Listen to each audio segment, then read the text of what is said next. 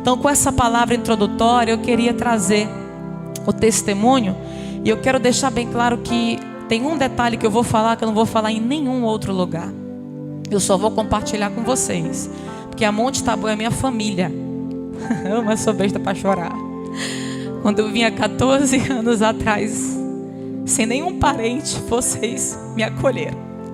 Então eu tenho um carinho muito grande por cada um de vocês. Eu sei que eu sou um pouco ausente com meu esposo, né? Temos que criar vergonha e congregar mais. Mas eu quero dizer que eu tenho um respeito, uma estima, um carinho muito grande por essa congregação. Então o que eu vou falar aqui, eu vou falar só para vocês. Eu não vou falar em outro lugar. Amém?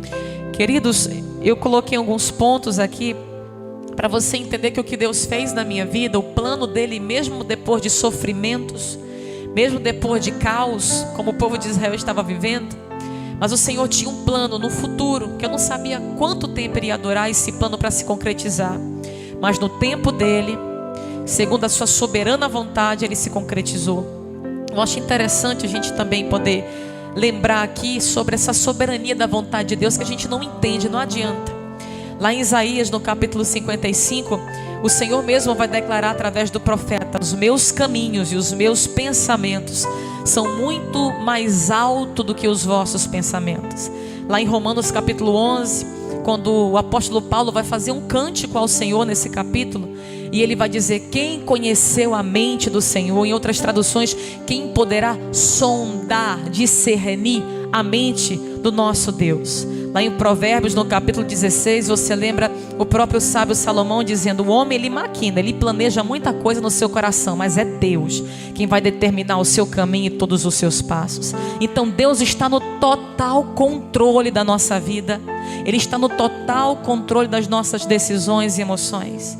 E eu, Nayá, por um tempo pensei que não era bem assim, mas hoje na prática eu posso compreender que de fato, como Paulo esclarece em Romanos 12, a sua vontade é sim boa, irmãos, é perfeita e é agradável.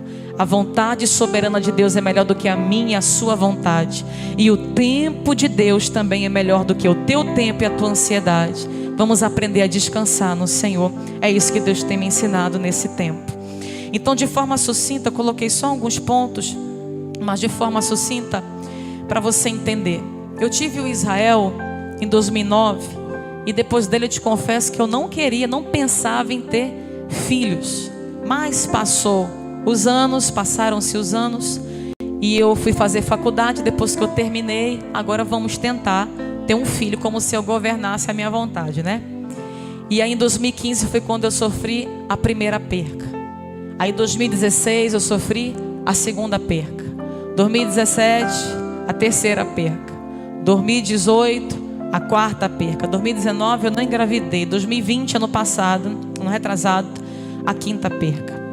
Só que em todas essas percas, algo que o Senhor tirou de mim, mas Ele substituiu e colocou algo dele. O Senhor me ensinou e amadureceu muitas coisas na minha trajetória de fé com Ele. E eu já falei sobre isso aqui, não vou falar mais do que Deus fez através na questão da minha filha, da Ana. E o Senhor começou a levantar de 2017, 2018 para cá, muitos profetas e irmãos. Nayá, eu sonhei contigo tendo uma menina. Nayá, eu sonhei contigo tendo uma filha. Sonhei contigo grávida.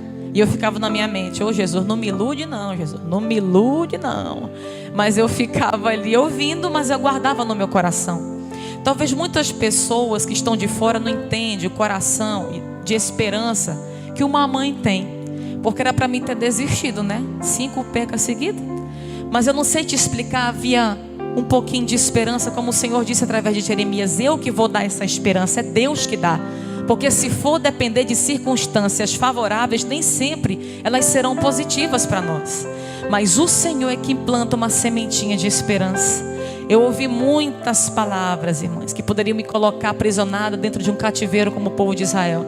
Mas o Senhor foi levantando pessoas, como levantou Jeremias para o seu povo, para renovar a esperança e dizer: calma, tem um futuro. Não se apega no hoje, não se apega na dor e no sofrimento de agora, Nayá, se apega na manhã. E quando eu pensava em desistir, ele levantava alguém, levantava um profeta, uma cidade que eu ia pregar, que nem me conhecia, e falava: tu vai ter uma menina, eu te vejo grávida. E assim o Senhor foi alimentando essa esperança no meu coração. De forma bem sintetizada, em 2020, no começo da pandemia, foi 2020, né? Foi no início, né? 2020, nós fizemos um acampamento. Não sei quem da congregação participou do Equibalo. Tem alguém daqui que estava lá? Kelsa, é testemunha do que eu vou falar. Tinha alguns jovens lá. Nessa manhã o Senhor, na noite, aliás, no sábado, Deus usou o pastor Giovanni, aquele que ministrou aqui. Teve até uns batismos com o Espírito Santo aqui de Araguaína. E ele começou a ser usado pelo Senhor e dizer assim: olha, ele não sabia da minha vida. Eu não conhecia o pastor Giovanni, meu esposo conhecia, mas eu não. Ele não sabia da minha história. Mas o Senhor usou ele, levantou e ele disse assim: eu não sei qual é o desejo do teu coração sobre outro filho, mas o Senhor manda te dizer que o Senhor vai te dar uma filha, porque esse é o desejo do teu coração. Tem uma menina e o Senhor vai te dar, e ela vai ser usada nas mãos do Senhor nessa terra. E ele ainda disse assim: e vai ser uma confirmação do ministério do Clebson. Eu não entendi, eu esqueci a profecia.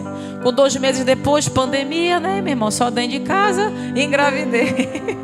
Em 2020. Quando eu engravidei, eu fiquei com uma fé tão grande, irmãos, como nunca. Uma esperança que eu me agarrei tão grande. Agora vai. Passou um mês, aquele medo. Ai meu Deus, não vai.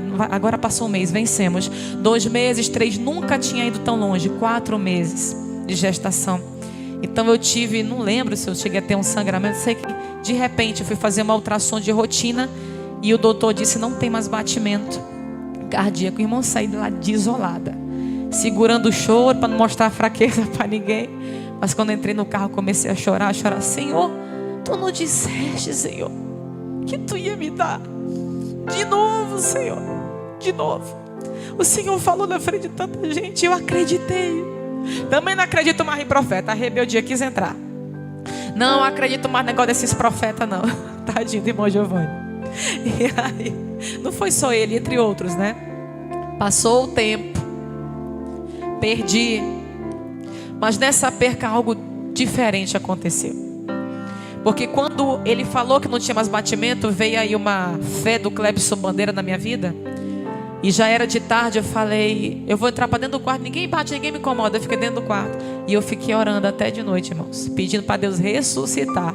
Porque eu iria fazer o ultrassom no domingo, na segunda-feira de manhã. Mas foi acho que uma sexta, e na segunda eu ia fazer o ultrassom. Mas naquele dia eu comecei a orar e dizer: Senhor, tu podes. A tua palavra diz, a tua palavra que diz: se creres verás a glória de Deus. Ainda que esteja morto, viverá. E eu sozinha ali, com o rosto no pó, orando, que eu dormi. No que eu dormi, eu tive um sonho. E nesse sonho, irmãos, eu entendo que foi uma direção de Deus. Que desde esse dia, eu falo disso, eu não sinto mais dor. Eu não sinto mais sentimento de cobrança, porque eu tive sentimento para com Deus, não vou mentir para os irmãos. Mas nesse dia que eu tive um sonho, que eu comecei a orar, eu sonhei que eu estava numa mansão muito bonita, muito linda, e tinha um jardineiro, tipo aquelas governantas que cuidam das mansões dos ricão aí. E aí esse homem era tipo um responsável por esse lugar. O jardim, irmão, era coisa linda. E tinha um sofá dentro dessa mansão muito chique, igual o sofá do pastor aqui. Do pastor Jessé. Aquele sofazão chique mesmo. E aí ele foi e ele começou a chama as crianças. Irmãos, veio 4 crianças. Eu estava com um morto, a quinta. Aí sentou um menininho, outro menininho, uma menininha, que eu já perdi uma menina, e outro menininho. E não, ele não falava, mas ali eu entendia que aquelas 4 crianças eram meus filhos. E eu entendia que ali era o céu. E na hora que eu vi aquilo, ele fala, aí vinha uma outra pessoa com um caixãozinho e com um menininho, porque quando eu perdi, não deu para ver o sexo, eu não sabia que era um menino. Quando nasceu do aborto, foi que eu vi que era um menino, mas no sonho, Deus mostrou que era um menino essa perca. E veio um menininho muito parecido com Israel no caixãozinho. E quando ele chegava e se aproximava, eu olhava, meu Deus, mas parece com Israel, é tão lindo. Aí eu entendia que era o filho que estava no meu ventre, isso no sonho. Ele falava assim, calma, pegava no meu ombro, calma, Nayá. Logo ele vai se juntar com essas outras crianças aqui. Elas estão bem, descansa. E eu acordei. E naquele dia, eu fiz um voto com Deus. E eu disse: Senhor, chega. Eu, Nayá, não quero mais tentar e passar por essa frustração. Mas tu colocaste uma esperança que nem eu entendo por que eu persevero nisso. Mas, Senhor, se essa esperança que eu tenho é porque tu ainda tem um projeto de me dar outro filho, eu te peço, me dá uma filha mulher. E se tu me deres, Senhor, se o Senhor me deres uma filha mulher, eu te devolvo uma missionária. Senhor, eu vou criar ela diferente. Israel não veio hoje, é bom que eu posso falar dele. Eu falei desse jeito na oração. Eu falei: Senhor, eu criei o Israel com muito entretenimento. Ela vai ser diferente. Ela vai ser seletiva, a vida dela, o que ela vai fazer. Ainda falei desse jeito: Senhor, nem negócio de fotinha para loja, não, vai ser tudo diferente. Vai ser uma menina para o reino, inclinada para o reino. Senhor, eu quero, Pai querido, que ela seja uma missionária no teu reino. E eu me comprometo, Pai, a colocar ela, a levar ela desde criança. Eu falei desse jeito, lá naquela em Gaspar, naquela escola de meninas missionárias. Senhor, eu não como cobra, eu não como jacaré, eu não como cabeça de macaco. Eu não vou mentir, eu não como. Meu psicológico não deixa mais eu comer. Não sei se você come turu, né, gongozinho de coco. Eu vou mentir para você, eu não como. Mas eu orei desse jeito: Senhor, eu não como não, mas eu vou levar essa criança desde pequena para acostumar, desde pequena. Aí ela comeu o que for preciso para não ter frescura. E para ela crescer e servir teu reino sem dificuldade. Agora, Senhor, o coração do homem eu não posso inclinar. Eu vou fazer minha parte, mas que o Senhor volte o coração dela para ti. E tem mais uma coisa, Senhor.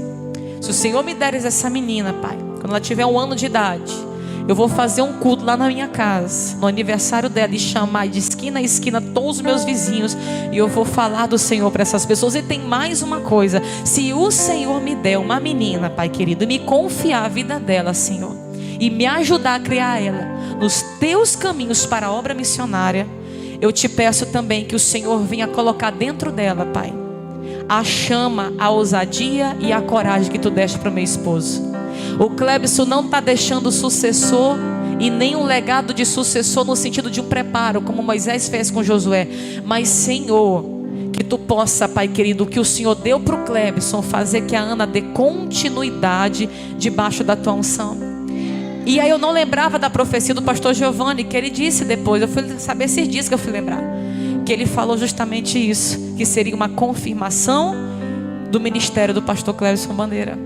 Então olha os mistérios de Deus. E para mim já concluir, quando eu engravidei eu falei: Clebson, eu não vou postar nada, eu não vou falar nada para ninguém. Poucas pessoas sabiam. Quem me via se espantava: oxe, faz tempo que eu não te vejo, até com bucho. Pois é, não contei até vocês, pouca gente sabia.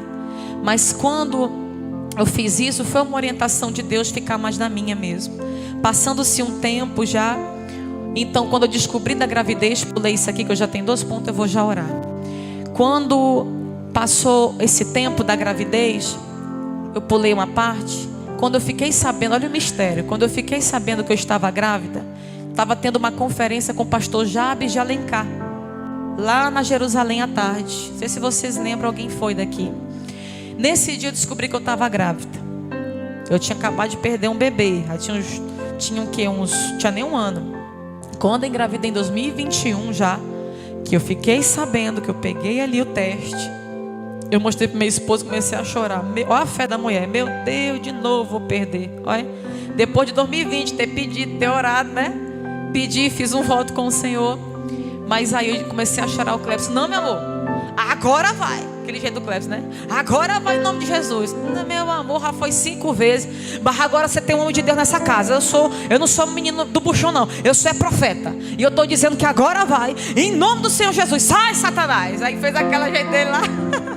E aí eu sem acreditar, sem esperança.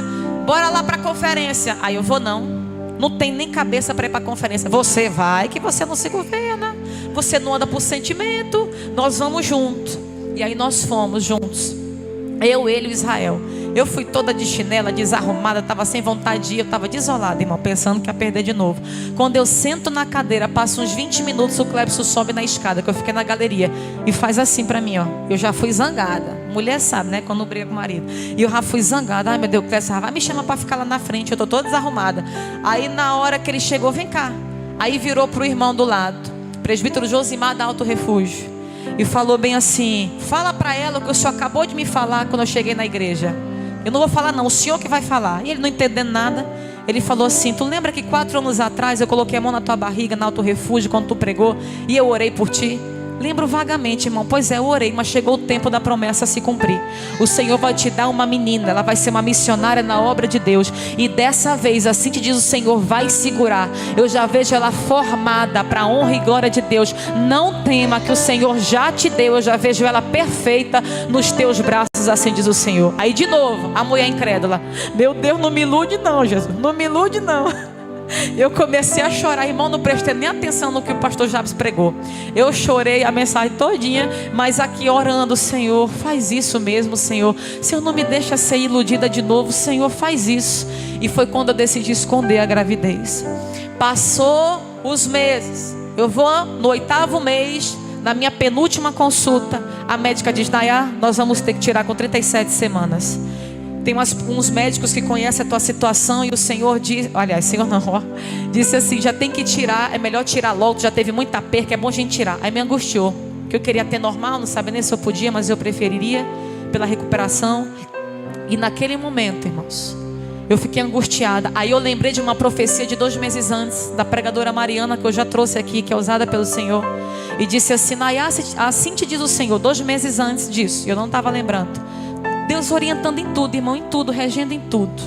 E aí falou assim: o Senhor manda te dizer que essa criança vai nascer antes das 40 semanas. Não é para tu temer, confia, porque Deus vai te dar um livramento. É um livramento que o Senhor está trazendo na tua vida e dessa criança. E eu não lembrava, e comecei a me angustiar. E o Cleves: não, vamos orar para virar. Mas a menina não virou. Mas nós vamos orar, meu amor, mas tem a vontade dele, meu amor. A menina não vira mais não, a doutora falou, que já está com esse tanto de quilo, está desse jeito. Meu outro ainda é bicorno, ainda tem isso. E aí ele pegou insistindo, eu fiquei sem paz. Aí o Senhor me lembrou, estava na cozinha, e o Senhor me lembrou a profecia da Mariana. Eu fui ouvir usar de novo, eu disse, liguei para a doutora: nós vamos fazer semana que vem. O Senhor, eu evangelizava muito ela, né? Eu e o Cleves. Aí eu falei: o Senhor disse, lembra que eu lhe falei? Eu não lembrava, mas o Senhor disse que é antes, então vamos ter antes. Depois de 20 dias que eu fui tirar os pontos, ela me contou que eu tive uma situação chamada creta, que é quando o útero fecha, atrofia, parece, e a placenta vai para dentro da hemorragia e morre mesmo a mãe se não tirar o útero. E naquele momento que ela falou, lembrei: olha o Senhor regendo, olha o livramento que o Senhor disse que traria. E o Senhor fez isso pela misericórdia dele.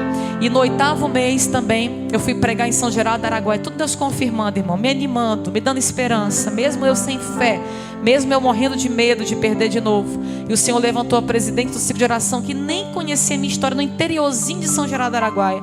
E ela pegou a mão na minha barriga, eu estava com uns 4 meses só.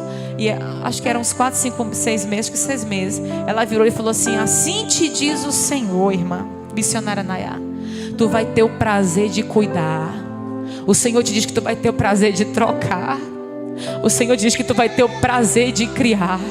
O Senhor disse que para tu não temer, porque Ele vai te dar essa criança. Ela só esqueceu de falar que eu também nem ia dormir de madrugada, irmão, que tem 2 meses que eu não durmo. Mas glória a Deus, não vou reclamar de nada não. O fato é, quando o Senhor fez tudo isso que eu falei para vocês, que eu estou resumindo, o resumo dos resumos aqui, foi quando aconteceu o mais extraordinário, que é o último ponto. Aquele profeta que eu vi na Jerusalém, quando eu descobri que estava grávida, eu só vi ele 3 vezes. Nesse dia, no último período que eu já ia tirar a nenê, lá naquela reunião de pastores no Tempo Central, a última reunião, quando eu vi, eu me arrepiei todinha, que eu só vi ele no começo e no final. Aí ele veio com aquele jeito dele, que ele dá assim, medo, assim, quando ele é bem assim, sério, né?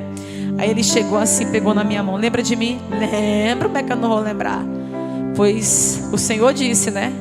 E vai nascer. Aí eu, em nome do Senhor Jesus, mas ainda estava com medo.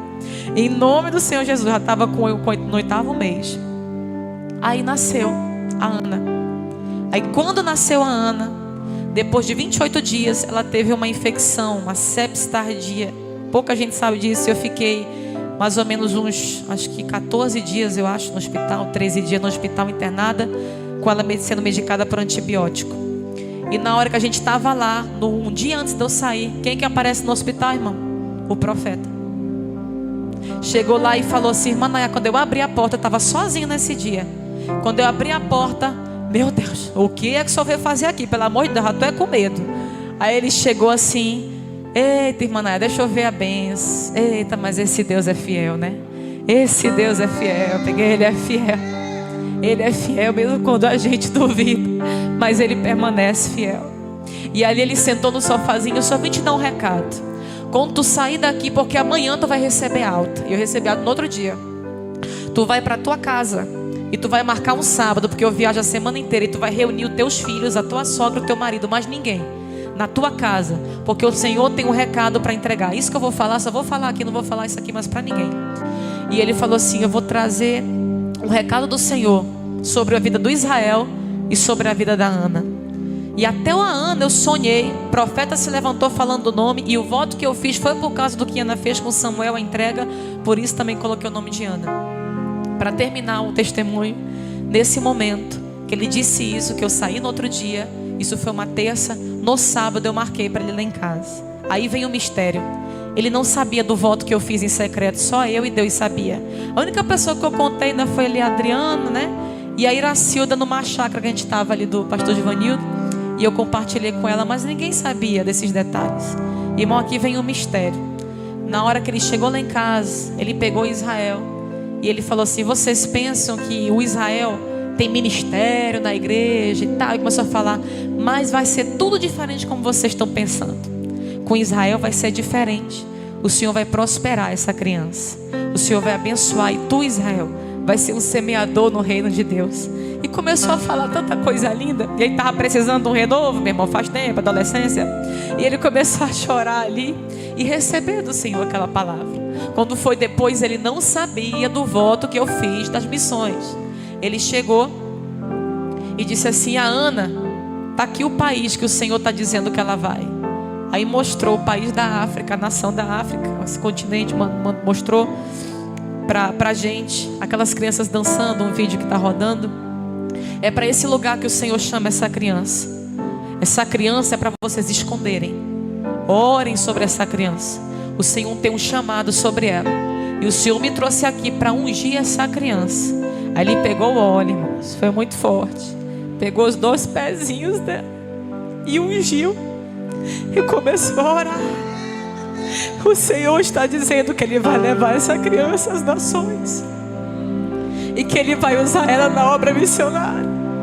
E tudo aquilo que eu orei naquele dia, eu entendi. O Senhor escutou a minha oração, irmãos. E o Senhor concedeu o desejo do meu coração. Eu não estou falando aqui porque eu sou merecedora de alguma coisa. Pelo contrário, há uma responsabilidade muito grande agora sobre a minha vida. E eu peço oração a vocês, os meus irmãos da minha congregação, para redobrarem as orações pela minha família. E que o Senhor me dê sabedoria, entendimento e perseverança para criar essa criança nos caminhos do Senhor. E para que o Senhor incline o seu coração todos os dias da sua vida em cumprir a sua vontade, para a honra e para a glória do seu nome. Esse é o testemunho. Isso foi o que Deus fez comigo. Porque lá em Jeremias, no capítulo 29, no versículo 11, ele diz: sou eu que conheço os planos que eu tenho para vocês, diz o Senhor, planos de fazê-los prosperar e não de causar dano, plano de dar a vocês esperança e um futuro. Então vocês clamarão a mim, virão orar a mim, e eu vou ouvir a vocês. Gostaria que você ficasse de pé, por gentileza.